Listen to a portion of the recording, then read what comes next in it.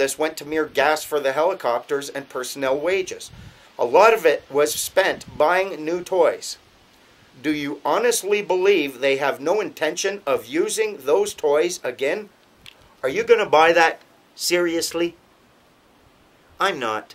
You know they're training, you know they're practicing, and you know what you saw in Toronto is coming to a town near you, somewhere in Canada, wherever you are, because the people who were doing this, they weren't just Toronto cops, they were from all over the country.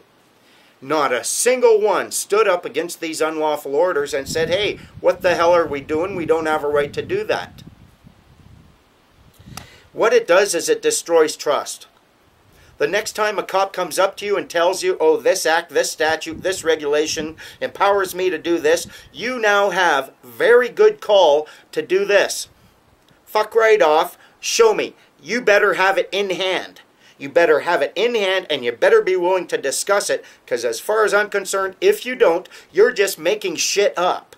And we get to say no to you for that until you prove your claim that an act or a statute empowers you. No. We've already proven that you've lied. You lie consistently. You're allowed to lie to us in the performance of your duties in order to conduct an investigation. But if we lie to you, that could be obstruction of justice or making a false statement to a peace officer.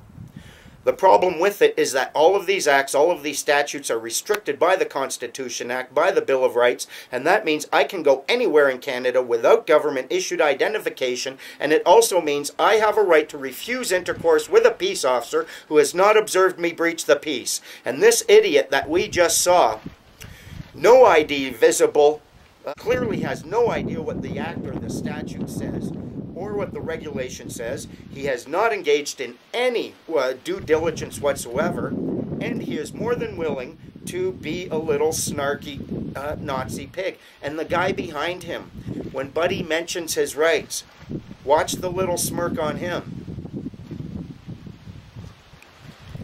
You think that's funny, chucklehead? I'll give you something to chuckle about. We're going to have a nice little chat about these rights you're chuckling about. And I'll show you something that will make you chuckle no more. You've destroyed the trust that many people have created. There are a lot of good officers out there. A lot of people want to trust the system, want to trust police officers. You've destroyed that. We can't trust you anymore. Anytime you say an act or a statute says this or that, we now have the right to say, prove it. We've seen you lie. We know you lie. It's a huge step towards a police state in my country, and it's while I'm on shift, and it's not acceptable. It's not even remotely acceptable. We know the provocateurs in the crowd there, the black bloc. Many of them were police officers. We saw them. We saw crazy cop lady coming at us. Let me tell you something. If someone came at me like that, I don't care, not identified as any cop, just a crazy clown lady coming at me like that on the street, I would likely have broken her arm and then her neck. I would have thrown her to the ground hard enough for something to break, and likely it would not have been the ground. You can't do that. That was an assault. What makes me scared about the whole thing, these cops must have been told, don't worry about the courts, don't worry about justice, you're above the law. They're acting like they think they are above the law, and they are not above the law.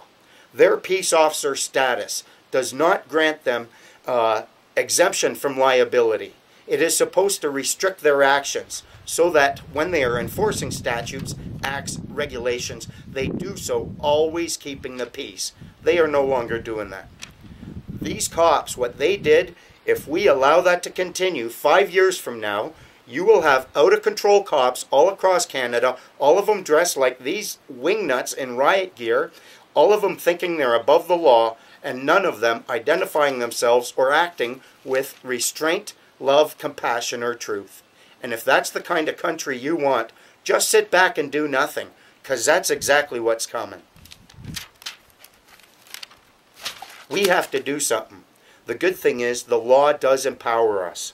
The Criminal Code of Canada does empower us to hire each other as peace officers and use our power then as peace officers to hold these people accountable to the law.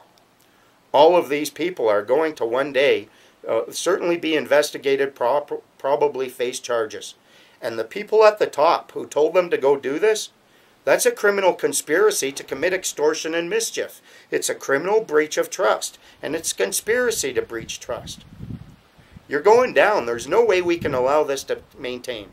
There's no way that you can get away with this and not have our country fundamentally shift where our rights are and where our freedoms are. What you did, people, you peace officers, was to breach the peace. You accepted unlawful orders. You're criminals now, and you need to be dealt with according to law. So if you enforced that section of that act, if you're this guy here or this guy here in the background, if you're those guys, you're going to face criminal charges. You will be arrested. Your bosses will be arrested. The people who told you to do these things will be arrested. They have to be. They have committed clearly criminal actions. And you harm my country, and you've done this on my shift. I don't know what you're thinking, but there's no way I'm allowing that to happen. I mean it. Absolutely no way.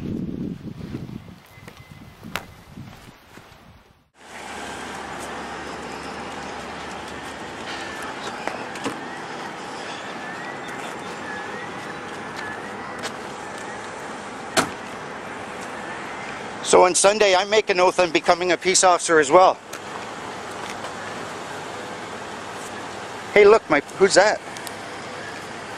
My picture in your book. That's sweet. Or was that Obama? Can I see the picture? No, you can't, and it's.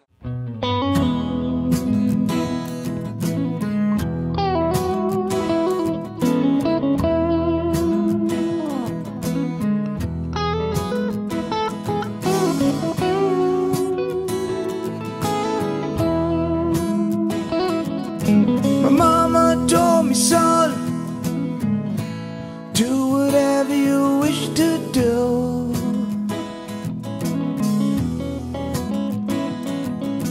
Daddy said, son, you better listen to what I say.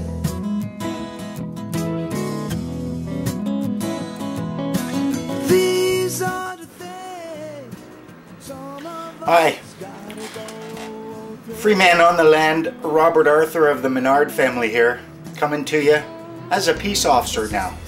As you'll see, I've made oath and I'm operating under contract, hired by the people of Canada to preserve and maintain the public peace. As we saw in that definition of peace officer, it's very clear that the definition is wide open. It is not a restrictive definition, and there's a good reason for that. I think the people in Canada would be in grave danger if the power to preserve and maintain the public peace was monopolized by any one group. Then what is and is not preserving and maintaining the public peace would be determined by them. You're in a lot of trouble when you allow that to happen. I'm going to explain to you what the Canadian Common Corps of Peace Officers is all about, why it's coming into existence, how it's coming into existence, how it's going to be operating, and how you can be a part of it. Well, first of all, right now, we all know that we have police in Canada.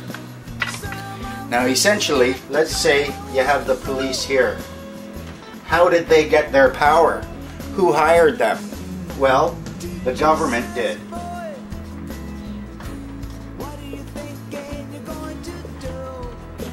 They hired the police. Now, who gave the government, the people in the government, the power to do such things as hiring the police? The people of Canada. Empowered the government then empowered the police, and the police now impose the will that the government tells them is the will of the people on the people. The problem with this, however, is that it gets to a point where the people in the government and the people in the police think they're actually above the law. They think that they are not bound by the Criminal Code of Canada and that they can impose statutes in a manner that is in fact unlawful. So now the people themselves with C3PO or 3CPO,